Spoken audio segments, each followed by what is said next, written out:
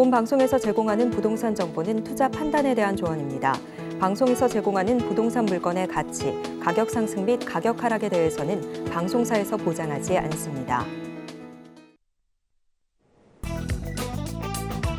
헤드라인 뉴스입니다. 정부가 아파트 바닥 면적에서 대피 공간 면적을 제외합니다.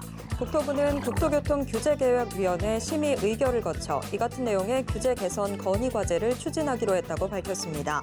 앞으로 아파트 용적률을 계산 시 기준이 되는 바닥 면적에서 대피 공간 면적을 빼도록 추진하며 대피 공간을 과도하게 확보해 다른 용도로 쓰는 것을 예방하기 위해 제외 면적의 상한선을 마련할 계획입니다. 또한 대피 공간을 발코니뿐 아니라 발코니에 연접해 설치할 수 있도록 합니다. 부동산 중개업체 집토스가 서울과 수도권 지역 아파트의 국토부 실거래가를 단지 및 면적별로 분석한 결과 2022년에 매매 거래가 발생한 아파트의 23%에서 기존 전세 최고 가격 이하의 매매 거래가 이뤄졌습니다. 아파트 단지 9,863곳 중 2,244곳에서 전세 보증금 이하로 매매가 성사됐으며 인천 지역에서 전세가 이하 매매 거래 아파트의 비율이 36%로 가장 높게 나타났습니다. 국토교통부가 설 연휴 직후부터 건설 현장 불법 행위 대응 전담팀을 통해 건설 현장 노조의 불법 행위에 대한 직접 현장 조사에 나섭니다. 이달 초 대한건설협회와 대한전문건설협회 등 12개 민간 건설 관련 기관을 대상으로 건설노조의 불법행위 피해 신고를 접수한 데 따른 후속 조치입니다.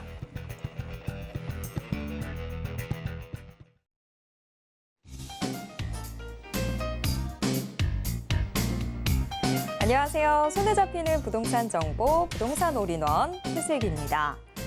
건물의 대피 공간을 날림으로 설치하지 않도록 정부가 아파트의 바닥 면적에서 대피 공간의 면적을 빼는 방안을 추진합니다. 대피 공간은 비상시에만 사용하는 시설이라서 협소한 규모로 설치되는 문제가 계속해서 제기돼 왔는데요. 이웃집의 프라이버시 침해 우려가 있는 등 이런 경계벽 등 저비용 시설 위주로 설치되는 문제 역시 지적돼 왔습니다. 자, 오늘도 저희 부동산 올인원과 함께 하시면서 맞춤 투자 계획 슬기롭게 세워보시고요. 부동산에 대한 궁금증은 전화 상담 가능한 02-3153-2668번, 무료 문자 번호 013-3366-0110번으로 언제든지 문의 주시길 바랍니다. 부동산 올인원 생방송은 지금 유튜브로도 함께 하실 수 있습니다.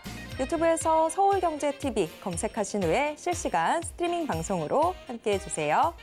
참고로 본 방송에서 제공해드리는 정보는 투자 판단에 대한 조언일 뿐 해당 부동산의 가치와 수익률을 보장하진 않습니다. 또 서울경제TV, 서울경제신문은 당사의 브랜드입니다. 최근 당사를 사칭하는 피해가 크게 늘고 있습니다. 이에 따른 시청자 여러분들의 각별한 주의 부탁드립니다. 자, 그럼 부동산 올인원 지금 시작합니다.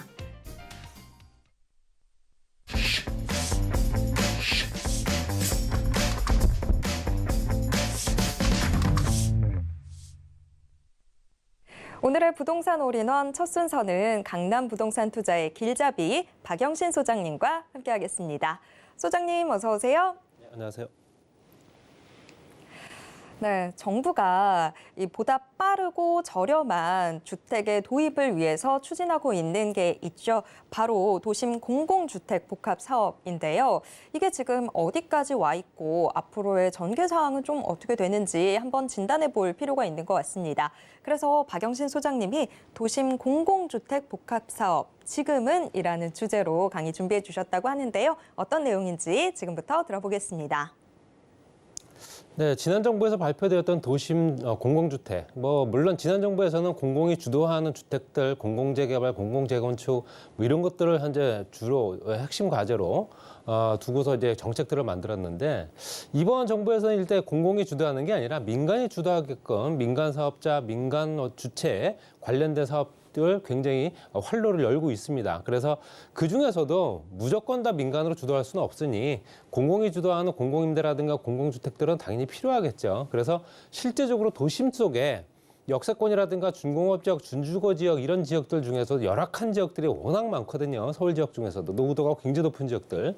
그런 지역들을 중심으로 도심 공공주택 복합사업이라고 하는 거를 2021년도에 발표를 했습니다. 그래서 도심주택 공공사업뿐만 아니라 공공이 직접 시행하는 정비사업, 이건 이제 공공재개발, 공공재건축이고요. 도시 재생을 통해서 주택 공급, 주거 재생 혁신지구라든가 공공택지 혁신지구. 그래서 대부분 다 이게 2021년도에 발표됐던 내용 보게 되면 공공이 주도를 하는 사업의 주체가 대부분이었는데 그 중에서 도심 속에 공공주택 복합사업이란 게 현재까지 진행 중입니다. 이거는 이제 나머지 이제 말씀드렸던 여러 가지 형태는 대도시권의 부담 가능한 주택 공급 중에서는 이제 민간 주도 형태로 이제 바뀌었기 때문에 사실상 도심 공공주택 복합사업만 남았다고 봐도 무방합니다. 그래서 역세권, 중공업지와 저층 주거지 등을 가용지들을 활용을 해서 복합적으로 개발한다. 단순하게 주거지만 만드는 게 아니라 활용도가 높은 현재 상업지구 또 현재 업무지구를 같이 만들어서 그 주변에 인구가 몰릴 수 있게끔 만들어준다는 얘기겠죠. 그래서 지역균형 발전에도 굉장히 큰 몫을 할 거다라고 합니다. 그래서 지금 현재 2021년도부터 시행됐던 사업이기 때문에 지금 현재 실질적으로 어떻게 진행되는가를 봤더니 뭐 이제 물론 도심 복합 사업이라는 뭐 용어 한번 짚어볼 필요도 있습니다. 노후된 도심 지역의 용적률들을 높게 해서 그 지역에 실제적으로 어떤 혜택을 부여하게 되면 사업을 할 수 있는 여건들이 충분히 만들어지는 거죠. 그래서 공공시행으로 절차를 단축하고 단독주택을 단축한 주택들을 신속하게 공급하는 사업이다라고 하는 명칭입니다. 그리고 2021년도 2월달 도입해서 8차례에 걸쳐서 76곳에 10만 가구 정도, 10만 호 정도 후보지를 발표를 했습니다. 그때 당시에. 이 중에서 9곳에 15,000가구가 도심 복합사업지구로 현재 지정이 된 거고요. 그리고 나머지 지역들, 특히 이제 그 중에서도 여제 지정이 됐다가 10만 호 정도의 현재 76곳을 후보지를 지정했다가 후보지를 철회된 지역들도 있습니다. 현재 이거는 동의율이 떨어져서 그런 부분도 있고요.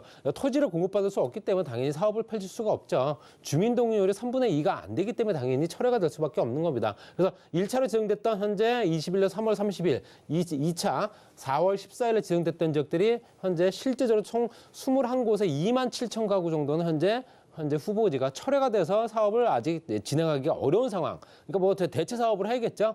현재 가로주택 정비 사업이라든가 아니면 재생지역 또는 현재 재개발 사업 이걸로 갈 수밖에 없는 거고요. 그래서 은평구라든가 동대문구, 강북구 우리가 알고 있는 오래된 구도심들 그 강북구 지역들이 대부분이고요. 동대문구와 은평구에 포함되어 있고요. 지방 쪽에는 대구라든가 부산이라든가 인천 뭐 이런 지역도 들어가 있습니다. 그래서 이런 것들 보게 되면 실제적으로 여러 가지 봤을 때도 현재 76곳 중에서 21곳 정도는 현재 후보지가 철회가 됐기 때문에 당연히 다른 사업지구로, 다른 사업 형태로 현재 이제 계획을 할 수밖에 없는 상황이다. 보시면 될 것 같고요.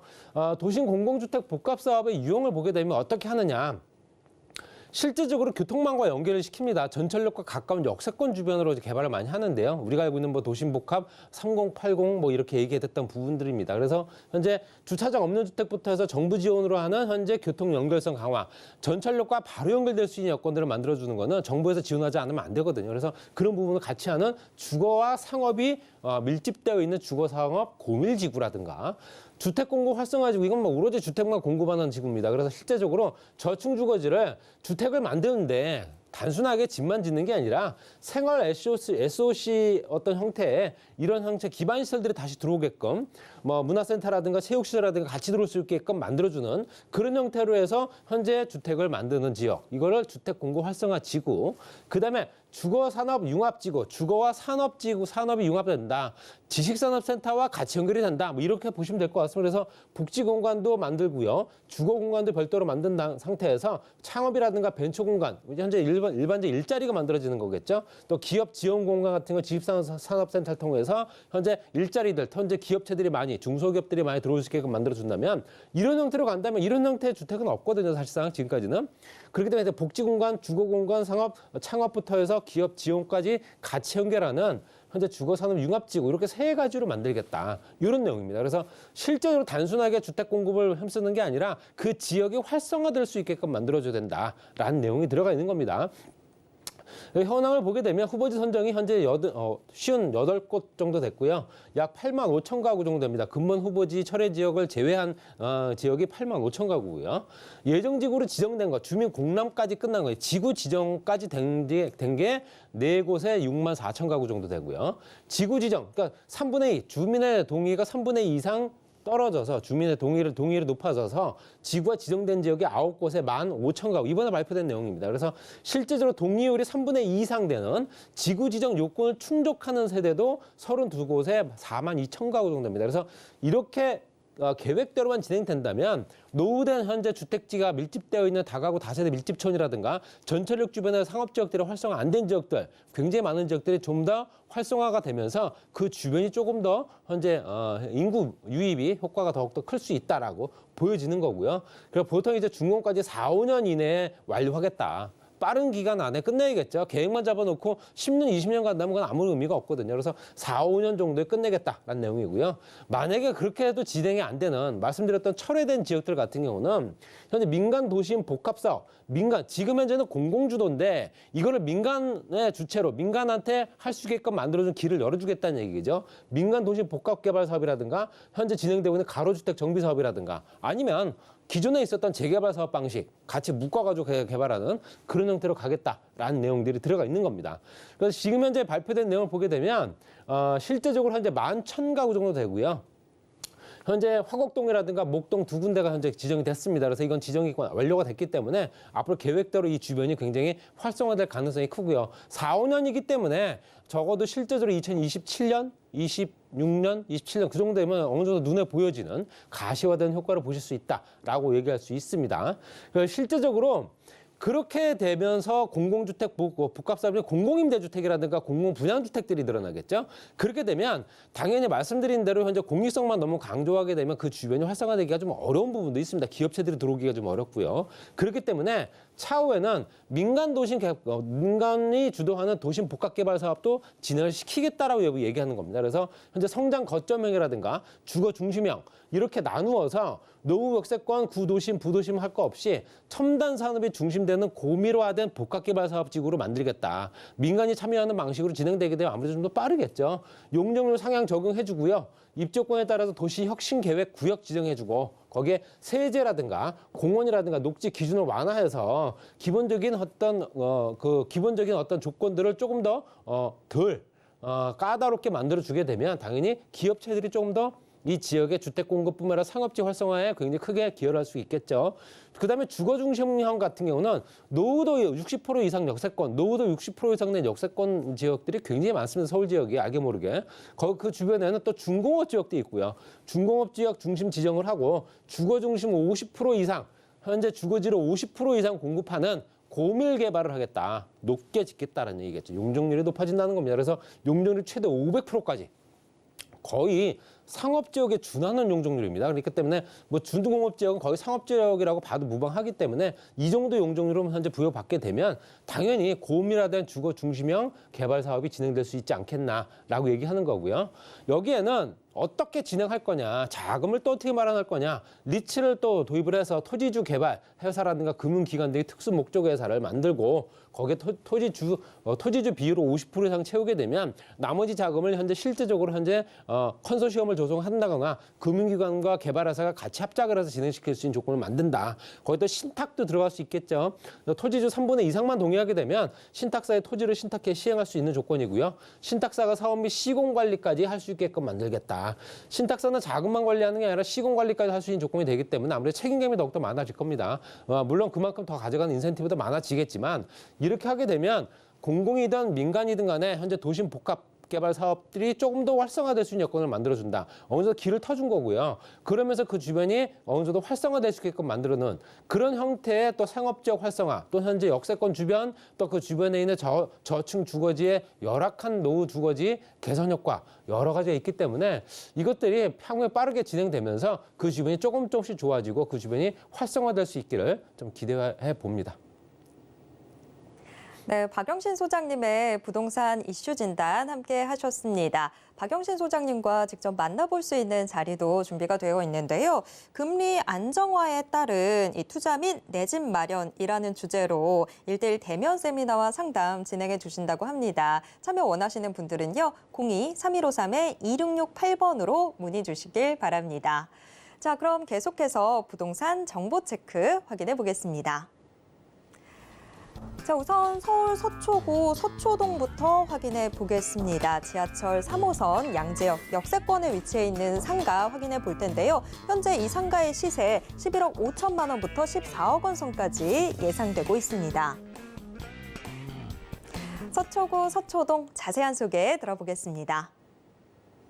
예, 서초동에는 신축 상가고요. 최육세권입니다. 전철역에서 거리가 불과 1분도 안 걸리고요.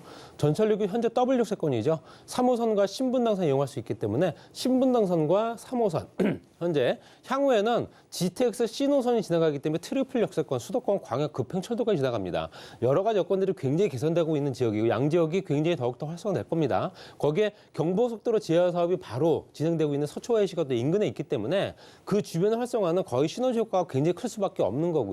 또 아래쪽에 있는 서초구 RNC 단지, 서초구에서 가장 크게 개발하는 면적, 그러면서 기업체들 유치를 이미 완료가 된 상태고요. 대기업들은 다 있으니까요. 현재 삼성부터 해서 현재 현대자동차, KT, LG까지 여러 가지 연구원 단지뿐만 여러 가지 형태로 기업 개발들을 많이 하고 있는 거고요. 거기에 강남대로 주변으로 봤을 때는 역세권 재건축 단지라든가 우측에 대치동 재건축 또는 현재 재수 학원가, 강남과 서초를 연결하는 강남대로 딱 중심에 있다 보시면 될 것 같습니다. 그래서 강남역까지도 도보로 또 가능하기 때문에 여러 가지 입지가 상당히 우수한 최역세권 상가다 말씀드릴 수 있고요. 강남역과 신분당선 양재역, 거기에 GTX 양재역까지 같이 이용할 수 있겠죠, 향후에는. 그래서 우성아파트 사거리부터 강남대로 강남역, 삼성타운까지 도보로 다 이용할 수 있는 여건입니다. 그래서 그 주변들이 높은 건물들이 많으면서 대부분 다 각종 보험사, 대기업, 중소기업들이 워낙 많은 지역이고요. 재건축 단지 같은 경우는 신동화가 이제 곧 진행합니다. 그래서 이제 우성과 무제한 이미 사업이 완료가 됐고요. 그래서 굉장히 고가의 아파트를 자랑하고 있는 지역이죠. 롯데, 삼성부터 해서 그 주변이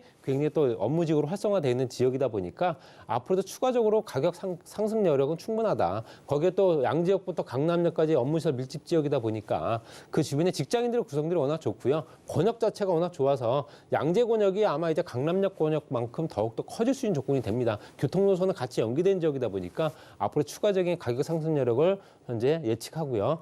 양재역은 말씀드린 대로 지구단위 계획 구역은 이미 잡혀져 있습니다. 그래서 양재역 1, 2, 3차 4차까지 1차 안에 들어가 있는 물건이기 때문에 당연히 개발 속도가 더욱더 빠른 거고요. 또 서초구청 주변이 활성화되면서 서초구청의 노후화된 건물들이 현재 이제 복합사업지구로 구청이 새로운 신청사로 또 구청이 새롭게 또 변모를 합니다. 그러면서 그 주변이 또 문화예술 공간까지 같이 만들어지기 때문에 뭐 지켜볼 필요 있고요.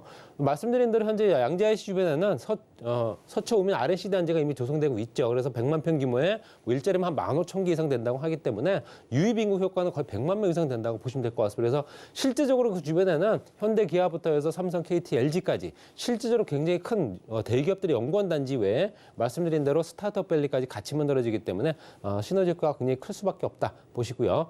GTX 노선은 앞으로 더욱더 빨라질 겁니다. 현재 철도 노선이라든가 현재 광역교통망 체계 예산 집행이 더욱더 빨라지기 때문에 당연히 현재 의정부부터 각 노선마다 또 추가 연장 노선도 있고요. 그래서 현재 의정부부터 군포 금정까지 가는 C노선, 확정된 노선에 삼성역, 다음역이 양재역이기 때문에 그만큼 가치가 높아질 수밖에 없다 말씀드릴 수 있고요. 또 지구단위 계획구역은 서초로에 또 있습니다. 강남역과 서초역 구간이 상업지역인데도 불구하고 굉장히 열악하거든요, 이 주변이. 그래서 롯데치성부터 해서 코롱부지라든가 지능아파트 재건축까지 연결된 지역들이 굉장히 활성화될 수 있는 조건이다 보시면 될 것 같습니다. 가격은 11억 5천만 원부터 14억 원까지 굉장히 저렴한 가격에 임대금액 5천만 원, 보증금을 400에서 450만 원, 대출금액 8억 원에서 9억 8천만 원 정도 이제 대출 받으시게 되면 3억 원에서 3억 7천만 원 정도 소요되는 초역세권 상가고요. 면적이 30평 정도 되기 때문에 굉장히 또 활용도가 높습니다. 그래서 지속적인 임대 수요라든가 개발 호재, 또 희소성 높은 상업지, 거기에 높은 임대료 때문에 또 노후 생활 보장되고 또 30평을 내가 반으로 나누어서 자영이라든가 또 임대 여러 가지 활용도가 높기 때문에 여러 가지 활용도 측면에서도 굉장히 투자 가치가 높은 물건이다. 이렇게 정리하겠습니다. 네, 활용도가 정말 높을 것 같습니다. 서초구 서초동 잘 살펴봤습니다. 이어서 두 번째 정보 체크 확인해 보겠습니다. 이번에는 서울 강남구 역삼동 확인해 보도록 하겠습니다. 지하철 2호선 역삼역 역세권에 위치해 있는 오피스텔 확인을 해볼 텐데요. 이 방 구조는 분리형 1.5룸 구조로 나와 있습니다. 현재 시세는요, 3억 2,500만 원부터 4억 6,500만 원 선까지 예상되고 있습니다. 강남구 역삼동 자세한 소개 들어보겠습니다. 네, 여기는 이제 테헤란로입니다. 테헤란로 역삼역과 강남역 딱 중간에 있고요. 전철역과 거리는 도보로 한 2, 3분 정도 거리. 그리고 현재 신분당선까지 연결되게 되면 트리플 역세권이다 봐도 무방하고요.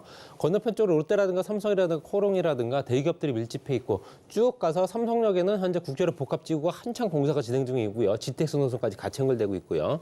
또 IT 창업밸리와 그 주변이 워낙 또 중소기업들이 워낙 많아 또 대기업기라든가 관공서들이 워낙 많은 지역이다 보다 보니까 이 주변 직장인 구성들이 워낙 좋은 지역이죠. 그래서 그 주변에는 또 업체들도 여기 입주해 있는 업체들을 보게 되면 IT 기업과 엔터테인먼트 기업들이 대부분입니다. 그래서 주변에 보시게 되면 젊은 직장인들이 많을 수밖에 없구나라고 생각하실 수 있고요. 젊은 2030 세대의 젊은 여성 직장인들도 그만큼 많기 때문에 깨끗한 오피스텔 수요가 그만큼 많다. 혼자 사는 인구 비율이 워낙 높은 지역이다. 이렇게 말씀드리고 싶고요. 또 그 주변에 지가 상승률을 보게 되면 실제적으로 어디에 있는 물건에 따라 다르겠죠. 부동산이라고 다 똑같은 가격에 매겨지는 게 아니기 때문에 그 주변에 테헤란로에 있는 상업지역이다 한다면 가격은 당연히 오를 수밖에 없는 겁니다. 이거는 뭐 실제적으로 이런 그래프로 보지 않더라도 뭐 지금 같은 부동산 가격이 하락기라고 하더라도 그나마 가격이 계속 유지가 되는 지역이다. 이렇게 말씀드리고 싶고요. 실제적으로 그 주변이 또 벨트, 실제적으로 2030 실행 전략을 보게 되면 서울시에서 또 잡아놓은 계획들이 있겠죠. 보시게 되면 상업, 의료, 관광, 산업벨트가 연결되어 있는 신사, 노년까지가 강남역과 연결이 되고요. 강남역부터 역삼, 선릉, 삼성까지 연결되는 부분이 벤처 산업벨트, 테헤란로 축입니다. 여기가. 가장 큰 현재 개발과가 기대가 되는 지역이죠. 양재라든가 도곡, 개포부터 수서까지 연결되어 있는 의료 R&D 산업벨트, 그다음에 압구정 로데오부터 하계월까지 연결되는 한류 관광, 이런 것들이 같이 현재 그 지역에 특화된 어떤 산업들을 현재 실제 발전시키겠다는 얘기고요. 삼성과 역삼, 선릉, 강남 쪽이 가장 크게 개발된 면적이기 때문에 수혜를 그만큼 많이 볼 수밖에 없다 말씀드릴 수 있습니다. 그리고 르네상스 호텔 같은 경우도 단순하게 호텔이었던 게 왜 현재 그 실제로 숙박시설을 줄이고 업무지구가 만들어졌을까라고 보시게 되면 이 지역이 업무지역, 활성화 지역으로 이미 지정이 됐구나라고 아실 수 있습니다. 그래서 업무시설이 별도로 35층짜리가 이미 준공이 됐고요. 거기에 숙박시설도 같이 만들어졌습니다. 그렇기 때문에 예전처럼 단순하게 숙박시설만 있었던 그런 형태가 아니라 업무시설이 35층짜리 지어졌다면 IT 기업, 엔터테인먼트들이 그만큼 그 주변이 많이 또 입주할 수밖에 없는 직장인들이 상당히 증가할 수밖에 없는 여건들을 만들어놨다는 얘기고요. 또 그 주변에 말씀드린 대로 가장 큰 개발 면적을 자랑하는 현재 강남구 삼성동 일대는 송파까지 같이 연결돼서 개발합니다. 물론 현재 탄천과 한강 정비건조는 또 개발지구는 개발 계획이 잡혀져 있는 거고요. 그래서 현재 송파부터 현재 삼성동에 있는 무역센터, 현대자동차까지 연결되어 있는 현재 그 주변에 국제로 복합지구 같은 경우도 현대자동차는 현재 지하 공간 공사를 한창 진행 중에 있습니다. 우리나라에서 가장 높은 건물이 될 듯합니다. 그렇기 때문에 당연히 그 주변에는 그룹 통합 사업 외에 전시장, 공연장, 호텔, 판매시설, 오피스까지 같이 만들어지기 때문에 이런 것들이 아무래도 그 직장인들이 더욱더 파생 기업들도 많아질 거고요. 150만 명 이상을 본다라고 얘기를 합니다. 그렇기 때문에 교통요건 개선 사업도 가장 중심권에 들어갈 수밖에 없는 거고요. GTX A노선과 C노선 통합 환승센터가 지하 6층까지 만들어져 현재 대한민국에서 가장 큰 통합 환승센터입니다. 그래서 실제로 각 층마다 전철들이나 수도권 광역 급행철도가 쓰고요. 그 이용객들이 남는 시간을 통해서 상업시설을 이용해야 되기 때문에 지하 공간의 쇼핑 공간들이 그만큼 또 활성화되고요. 지하 거대 도시가 만들어진다라고 얘기를 합니다. 그래서 미래신사 급행철도 같은 경우도 당연히 트램으로 만들어지는 볼거리가 굉장히 좋아지는 지역이다라고 말씀드릴 수 있습니다.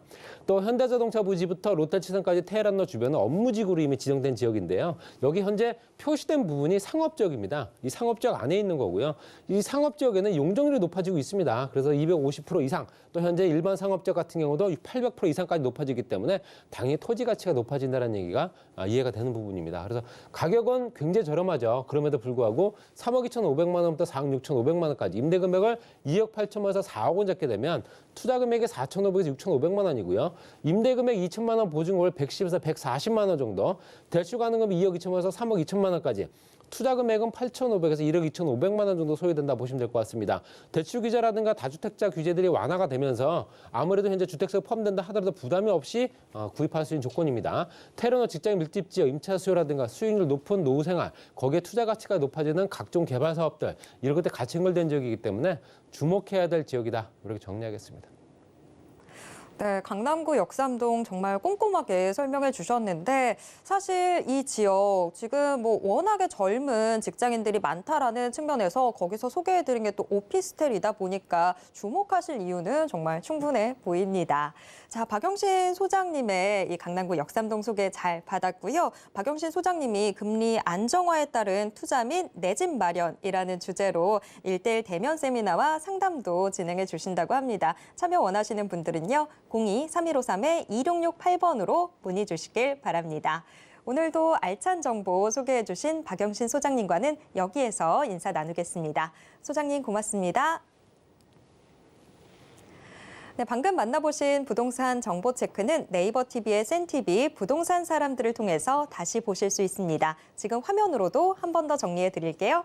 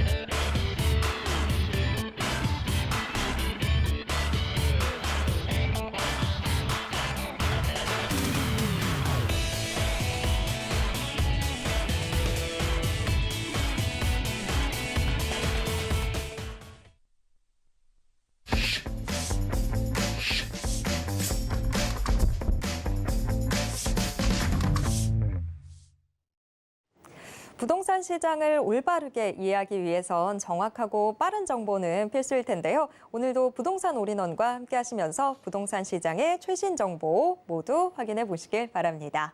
부동산 올인원 이번 순서는 부동산계의 킹스맨 김대진 이사님과 함께 하겠습니다. 이사님 어서 오세요. 네, 안녕하십니까. 네, 부동산 시장에 있어서 사실 이 가게 하나만 잘 되더라도 주변의 상권 자체가 들썩들썩 하잖아요. 그렇다고 치면 좀 더 큰 산업에 따라서는 뭐 부동산 시장의 지형도 변화, 두말할 것도 없겠죠. 자, 오늘은 이 부분 한번 짚어볼까 하는데요. 김대진 이사님이 산업의 발달과 부동산이라는 주제로 오늘 강의 준비해 주셨다고 합니다. 어떤 내용인지 지금부터 들어보겠습니다. 네, 우선적으로 이제 복 많이 받으시길 바라겠고요. 오늘 날씨가 상당히 춥습니다.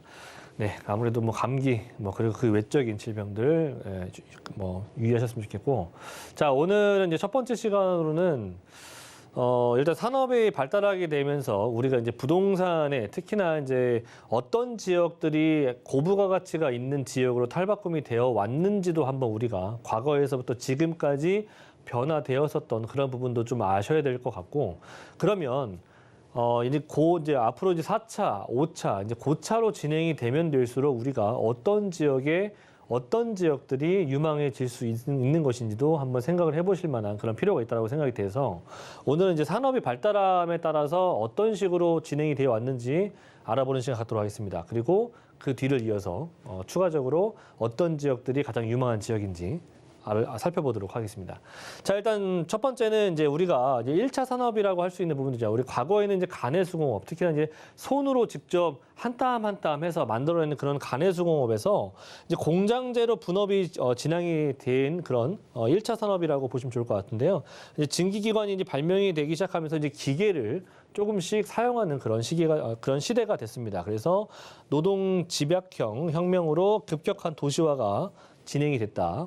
어떻게 보면 1970년대 이후에부터 진행됐다고 보시면 될 것 같습니다. 그래서 기존에 있었던 농촌, 어촌 이런 데에서는 사실 일자리가 많이 없다 보니까 이제 도시로 늘 일자리를 찾아서 도시로 늘 많은 인구가 집중이 되는 그런 현상이 진행이 되죠. 그래서 빠르고 쉽게 지을 수 있는 이제 빌라들의 형태들의 공급이 상당히 많아졌던 그런 시기였다라고 보시면 좋을 것 같습니다. 자, 여기에서 이제 2차 산업으로 이제 변모를 하게 되죠.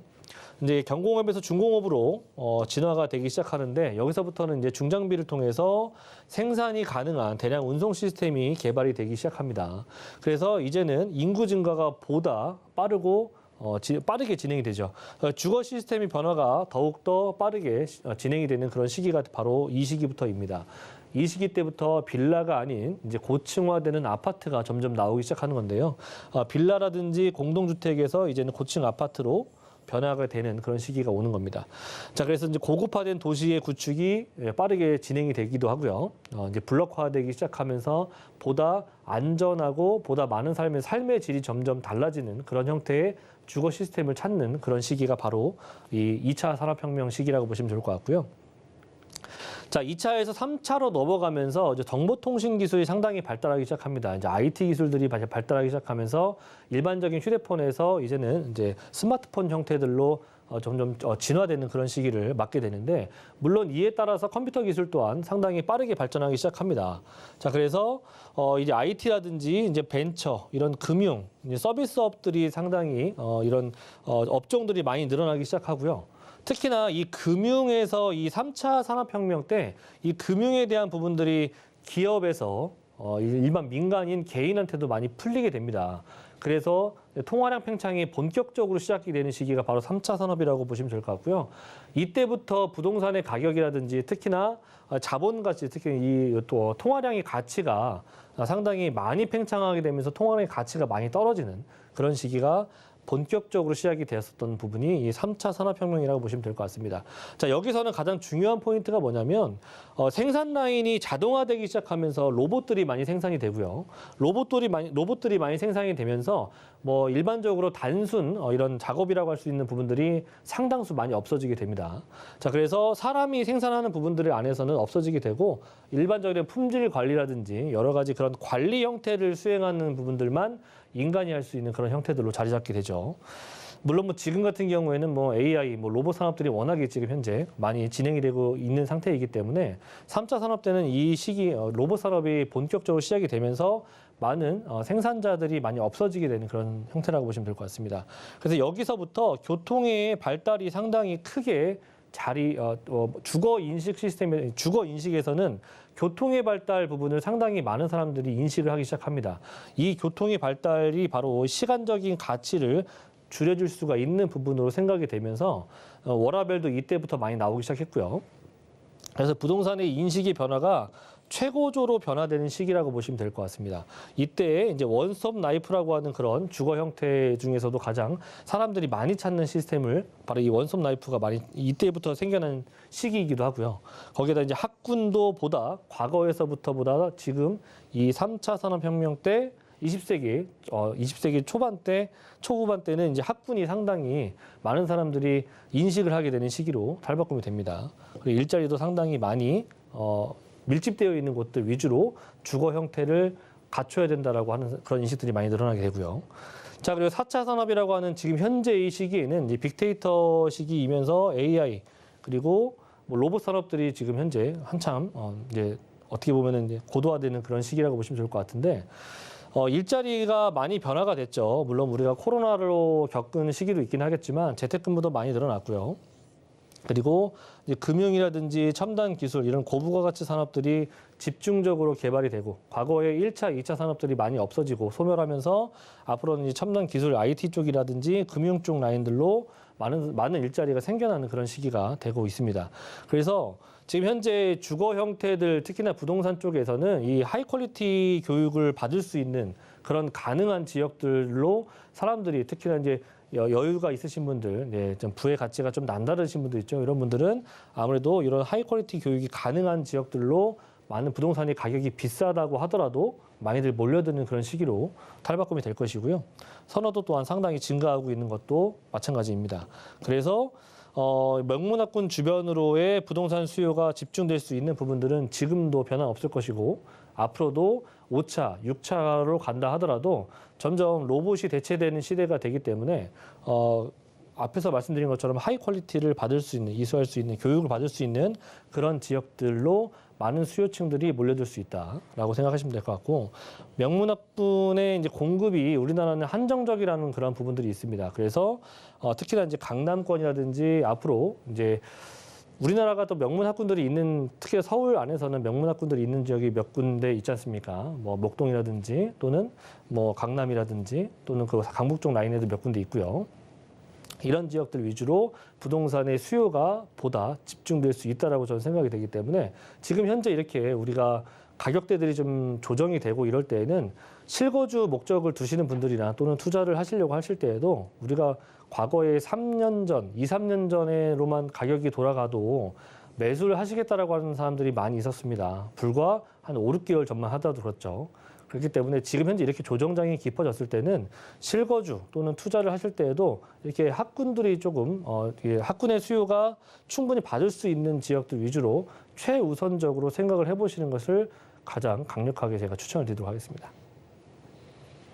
네, 결국에 이야기를 종합을 해보면 그동안 인기 있었던 지역들의 인기는 계속해서 이어질 것 같다라는 생각해 볼 수 있을 것 같은데요. 그래서 김대진 이사님이 요 연장선상에서 부동산 규제 풀리면 잡아야 할 한강변 지역이라는 주제로 무료 상담도 진행해 주신다고 합니다. 참여 원하시는 분들은요, 02-3153-2668번으로 문의 주시길 바랍니다. 자, 그럼 계속해서 부동산 정보 체크 확인해 보겠습니다. 우선 서울 강동구 고덕동부터 확인해 보겠습니다. 황금 노선이죠. 지하철 9호선 센터공원역 역세권에 위치한 다세대 주택 확인을 해볼 텐데요. 방 구조는 1.5룸 구조로 나와 있습니다. 현재 시세는요, 4억 2천만 원부터 4억 2,500만 원 선까지 예상되고 있습니다. 강동구 고덕동 자세한 소개 들어보겠습니다. 네, 학군에 대한 수요, 우리가 앞에서 제가 말씀드린 것처럼 학군에 대한 수요를 무시할 수 없습니다. 지금 현재 조정장들이 깊어졌다고 하더라도 사실 강남 쪽 라인 일부 같은 경우에는 학군들의 수요가 굉장히 탄탄히 받쳐주고 있는 그런 지역들도 많이 있습니다.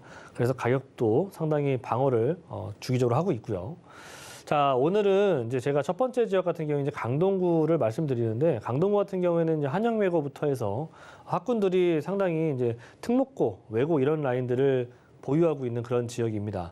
거기에다가 좀 특출난 부분들이 뭐냐면, 지금 현재로서는 강동구가 자급자족이 되지 않는 도시 또는 지역구였죠. 하지만 앞으로 자급자족을 할 수 있는 그런 도시로 변모한다는 얘기입니다. 이 부분이 가장 강조해드릴 수 있는 부분인 거고, 제가 그중 안에서도 왜 이 비지밸리 주변을 제가 추천드리는 이유가 있습니다. 자, 첫 번째 같은 경우에는 일단 교통의 발달과 그리고 앞에서 제가 말씀드렸던 학군의 수요가 집중적으로 몰릴 수 있는 지역이기 때문에 말씀드리는 것이고요. 주변에 일단은 도로망들도 상당히 잘 갖춰져 있는 지역이에요. 올림픽도로라든지 그리고 서울 세종간고속도로가 앞으로 개발 예정을 앞두고 있고, 지금 현재 제1외곽순환고속도로가 옆에 위치하고 있기 때문에 교통은 서울 내부로든 또는 외부로든 그리고 아래쪽 지방 이동성이든 상당히 용이한 그런 이점을 보여주고 있는 곳이 바로 강동구, 그 안에서도 비지밸리 인근이라고 보시면 좋을 것 같습니다. 자, 그리고 9호선이 이렇게 보시는 것처럼 예정이 되어 있죠. 9호선이 지금 예정이 되어 있기 때문에 보다 빠른 일단 9호선 강남뿐만 아니라 서울의 중심 내부로도 충분히 도달이 빠르게 가능한 그런 9호선이 앞으로 예정을 앞두고 있다라고 하는 거죠.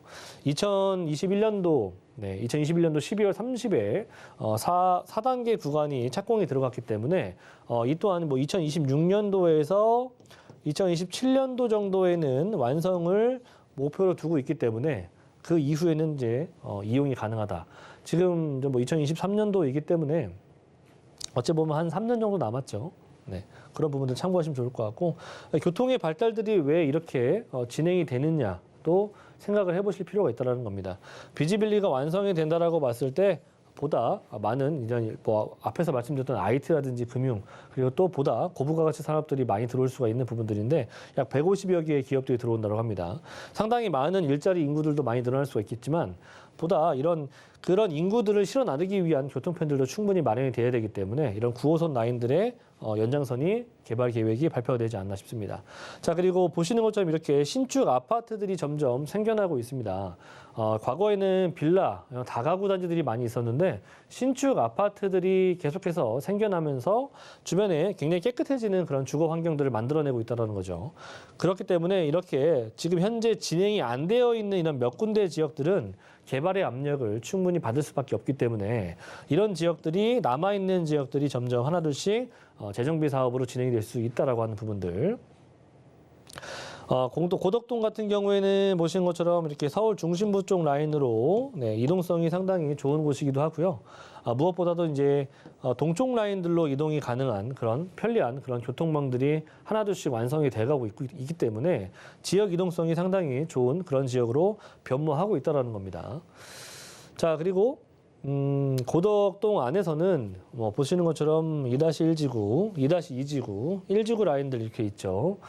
신속통합기획에서 이번에 좀 한번 탈락을 한 곳이 1지구 라인들이고요.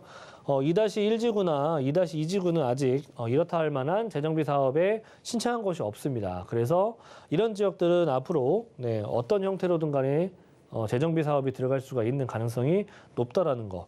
기본적으로 1에서부터 지금 현재 제가 9단계까지 나와 있는 그런 조건들을 쭉 나열해 봤는데 이런 부분들을 충분히 만족시키는 지역이기 때문에 어떠한 형태로든 재정비 사업이 들어갈 수가 있다. 자, 그리고 이제 층수 제한 자체가 완화가 되었기 때문에 서울시 서울 2040 플랜에 나와 있죠. 한강변 주변으로 최대 60층까지도 나타날 수가 있는 부분이기 때문에 고덕동 라인들은 한강변에 상당히 가까운 라인 중에 하나다. 그래서 서울 2040 서울 도시기본계획 안에서도 충분히 맞출 수 있는 그런 내용이 될 수가 있겠고요. 자, 그 비지밸리 같은 경우에는 제가 앞에서 말씀드린 것처럼 이 안에 총 4가지의 섹터로 완성이 될 수가 있는 부분들인데 약 150여 개의 중소, 중견 대기업들이 입점을 한다는 거죠. 지금 현재 하나둘씩 입점을 하고 있다는 것과 자, 그리고 상업시설들도 들어오긴 하겠지만 첨단 R&D 그리고 대형 유통시설도 들어올 예정이고요. 마이스 산업까지도 들어올 예정입니다. 그리고 이케아라든지 이렇게 국내 최대 복합 쇼핑몰도 입점을 앞두고 있기 때문에 보다 활성화되어 있는 그런 상업시설들과 그리고 부족했었던 인프라라고 할 수 있는 부분들, 그런 쇼핑에 대한 부분들, 이런 부분들이 채워질 수 있는 그런 개발 가장 크게, 그냥 가장 강력하게 저는 추천드리도록 하겠고요. 보시는 것처럼 이렇게 제가 지도상으로 한번 제가 펼쳐봤는데 보시는 것처럼 여기가 바로 비지밸리 라인입니다. 그래서 제가 보시는 것처럼 이쪽 9호선 라인들이라든지 생길 수 있는 9호선이 이곳에 들어올 예정이니까 제가 추천드리는 곳들은 이렇게 아직 아파트로 탈바꿈이 되어 있지 않은 곳들, 한강변에 가까우면서 업무지를 끼고 있고 9호선과 5호선 라인들을 이용할 수가 있는 그런 곳이면서 자, 지금 비지밸리 같은 경우에는 이렇게 지금 현재 하나둘씩 완성이 돼가고 있고요. 입점을 하고 있다는 점을 제가 추천드리도록 하겠습니다. 자, 보시는 것처럼 또 9호선 라인들도 비지밸리가 완성된 게 같이 거의 같은 비슷한 단계에 완성이 되지 않을까 싶습니다. 4단계 완성이 된다면 샘터공원역이 완성이 되기 때문에 이 9호선이 개발 계획이 확정이 되어 있습니다. 그래서 이 지역은 고덕 2-2지구 라인들은 역세권 시프트 개발로 가장 좀 안성맞춤인 그런 재정비 사업이 아닐까 싶기도 하고요. 9호선이 초역세권 라인이기 때문에 5호선과 9호선을 끼고 있으면서 업무지를 바로 앞에 두고 있는 지역, 바로 2-2지구가 가장 랜드마크 지역이 될 수 있다. 자, 그리고 마지막으로는 이 지역에 어찌 보면 앞으로의 미래, 토지 가격의 상승 부분으로 충분히 나타날 수 있는 개발 계획이 아닐까 싶습니다. 지금 경부고속도로가 있는 지역들의 축 라인으로 보자면 경부고속도로가 지나다니는 곳 쪽, 양쪽, 사이드 쪽으로 보자면 가격대들이 상당히 높습니다. 특히나 서울 쪽의 한남IC라든지 또는 지금 반포 쪽 라인들을 보시자면은 가격대들이 상당히 비싼 금액인 걸 아실 겁니다. 제2경부 라인들이 시작하는 부분이 남구리IC부터 시작을 하고요. 고덕동을 관통하고 그리고 용인과 성남 그리고 안성, 세종까지 내려가는 라인입니다. 제2경부 라인이 시작하는 부분이 남구리IC에서 고덕을 제가 관통한다고 했죠. 그래서 그 지역의 가장 인근에 위치하고 있는 곳이 바로 고덕동입니다. 이 제2경부가 언제 어떻게 완성이 되는 것이 중요한 게 아니라 그런 완성으로 인해서 고속도로가 완성함에 따라서 그 주변으로 생길 수 있는 그런 기업들을 한번 생각을 해보시면 좋을 것 같고 그에 따라서 또 그런 편리함들이 생기지 않겠습니까? 편리함들이 생김에 따라서 토지 가치에 상승하는 부분들도 충분히 생각을 하시고 예상을 하시고 앞으로 이 지역들이 업무지도 생기지만 교통편에 대한 추가적인 그런 개발 계획도 지금 나와 있고 도로망까지도 확장이 될 것이기 때문에 그에 따른 이 지역적인 그런 가치를 한번 재고를 해보실 필요가 있다고 저는 생각이 되고요. 자, 작년 2022년도 서울 재개발 초기 투자 비용에 대한 얘기입니다. 지금 보시는 것처럼 뭐 5억에서부터 많게는 22억까지 들어간 것도 많이 있지만 서울 쪽에서 기본적으로 최소 투자 비용이 이 정도 들어갔다는 겁니다. 그렇기 때문에 지금 고덕동 앞에서 제가 말씀드린 것처럼 굉장히 가치가 있는 지역인데 일단 4억대 초반 금액이면서 전세 안고 투자하신다면은 2억 원이 채 되지 않는 금액을 투자할 수가 있겠고 월세 같은 경우에도 마찬가지로 한 1억 5천에서 1억 5천5백 정도 금액이면은 대출을 좀 받으신다면 3천에 120만 원 정도의 월세 수익도 예상해 볼 수 있는 지역입니다. 강동구 고덕동 소개 잘 들었습니다. 이어서 두 번째 정보 체크 확인해 보겠습니다. 이번에는 서울 용산구 문배동 확인해 보겠습니다. 지하철 1호선 남영역 역세권에 위치해 있는 오피스텔 확인을 해볼 텐데요. 방 구조는 투룸으로 나와 있습니다. 현재 시세는요, 5억 2,500만 원부터 5억 3,500만 원 선까지 예상되고 있습니다. 용산구 문배동 자세한 소개 들어보겠습니다.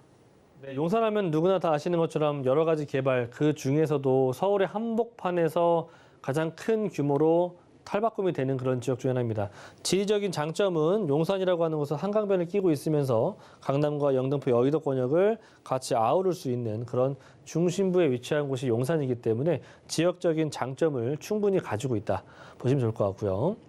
자, 그리고 문배동 같은 경우에는 바로 이 남영역과 삼각지역에 위치하고 있는 곳입니다. 용산 민족공원의 개발도 같이 수혜를 받아볼 수 있긴 하겠지만 전체적으로 용산에 위치하고 있는 여러 가지 재건축 그리고 도시환경 정비 사업 등등 여러 가지 혜택들을 받을 수가 있는 곳이면서 국제업무도시 라인들이 가장 인접한 그런 문배동 라인이기 때문에 충분히 기업들의 입점과 같이 더불어서 임차인들의 수요를 충분히 받아볼 수가 있는 지역 중에 하나다. 자, 보시는 것처럼 뭐 용산 쪽 라인들, 용산 공원부터 해서 용산 안쪽의 지구단위 계획을 통틀어서 여러 가지 개발이 진행이 된다면 이렇게 청사진이 나와 있죠. 앞으로 용산이 바뀌어질 수 있는 그런 내용들입니다. 이런 내용들 특히나 이 안에 들어갈 수 있는 여러 가지 업무, 뭐 우리나라 중견 대기업뿐만 아니라 여러 가지 기업들이 들어올 수 있는 해외 기업들을 통틀어서 탈바꿈이 되는 내용들을 바라보셨을 때 문배동 같은 경우에는 그런 임차 수요가 늘어나는 부분들의 수혜를 충분히 받아볼 수가 있겠고요. 그리고 오피스텔 같은 경우에 제가 추천드리는 이유는 주거 형태와 그리고 사무 용도로 같이 쓸 수가 있기 때문에 그런 이중의 효과를 충분히 받아보시기 위해서 제가 말씀드린 거고요. 그 위쪽 라인의 서울역 라인들도 지금 이렇게 북부 역세권 개발로 인해서 이런 마이스 산업들도 충분히 우리가 문배동뿐만 아니라 용산 전역으로 미칠 수 있는 영향권에 들어가고 있다는 얘기죠. 그리고 서울역과 용산뿐만 아니라 이렇게 교통의 발달이 굉장히 눈에 띄게 달라질 수 있겠습니다. 지금 지상부에 있었던 부분들이 지하로 구성이 될 것이기 때문에 이런 부분들 편리해질 수 있는 부분들과 깨끗해지는 그런 주변의 지역들을 한번 눈으로 보실 수가 있을 것 같고요. 신안산선도 있지만 신분당선 또한 마찬가지로 용산으로 진입이 가능하기 때문에 그에 따른 교통의 발달, 그런 가격들 충분히 상승할 수 있다 보시면 좋을 것 같습니다. 자, 4년 전 정도의 금액대로 우리가 투룸, 오피스텔을 가져가 볼 수가 있는 기회라고 보시면 좋을 것 같고요. 5억대 초반 금액입니다. 강남권 금액보다도 훨씬 더 낮은 금액대를 가지고 있습니다. 전세 안고 투자하신다면은 1억 5천 정도 금액을 가지고 투자할 수가 있고요. 굉장히 또 가시권 좋은 그런 오피스 상품이기 때문에 일단 월세 임차도 상당히 만족할 만한 수익률이 나올 수 있습니다. 자, 2천에 160만 원 정도의 월세 수익이 예상이 되지만 이보다 높거나 같을 수 있습니다. 대출이 가능한 상품이기 때문에 1억 5천 정도 비슷한 금액을 가지고 월세와 전세 투자가 둘 다 가능한 그런 지역 되겠습니다. 용산구 문배동 소개도 잘 들었습니다. 자, 김대진 이사님의 무료 상담 자리 준비되어 있는데요. 부동산 규제 풀리면 잡아야 할 한강변 지역이라는 주제로 진행됩니다. 참여 원하시는 분들은요. 02-3153-2668번으로 문의 주시길 바랍니다. 오늘도 알찬 정보 소개해 주신 김대진 이사님과는 여기에서 인사 나누도록 하겠습니다. 이사님 고맙습니다. 네, 감사합니다. 방금 만나보신 부동산 정보 체크는 네이버 TV의 센TV 부동산 사람들을 통해서 다시 보실 수 있습니다. 지금 화면으로도 한 번 더 정리해 드릴게요.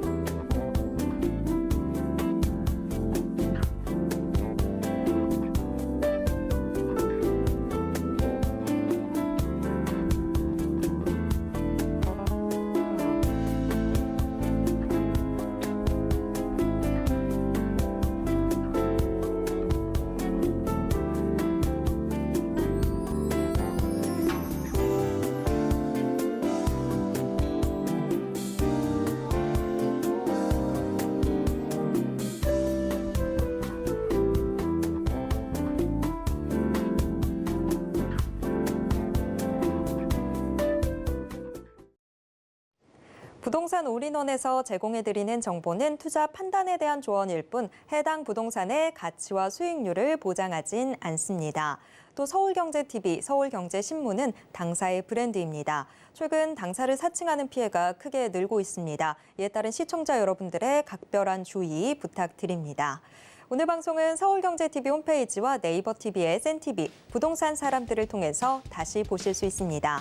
방송이 끝난 후에도 남아있는 부동산 궁금증은 전화 상담 가능한 02-3153-2668번, 무료 문자번호 013-3366-0110번으로 언제든지 문의 주시길 바랍니다. 오늘 저희가 준비한 내용은 여기까지입니다. 시청해주신 여러분 고맙습니다.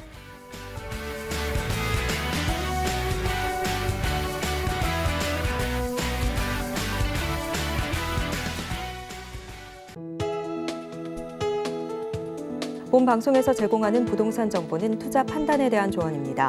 방송에서 제공하는 부동산 물건의 가치, 가격 상승 및 가격 하락에 대해서는 방송사에서 보장하지 않습니다.